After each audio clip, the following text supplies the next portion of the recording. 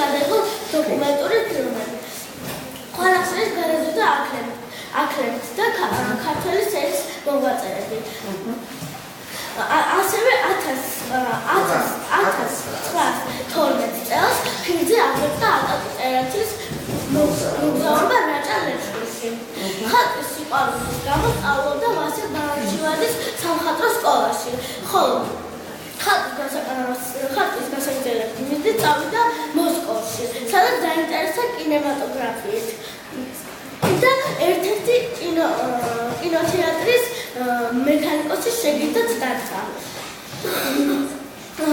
ქუთაისში სამოვე მოდი ჩაგეკითხებით შეგეკითხები ერთ რამს. რას ამბობს იმ რაჭა ლეჩხუმის მოგზაურობის შესახებ თავად ვასილი? როგორ ახასიათებს აი ამ პროცედურას, რაც მაგარია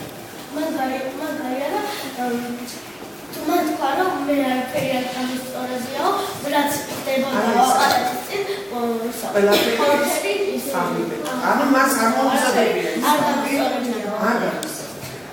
ახლა რა უნდა ვთქვათ ჩვენ? ფილმი, რომელიც ჩვენ უნდა ვნახოთ, სწორედ ეს არის, რაც ამას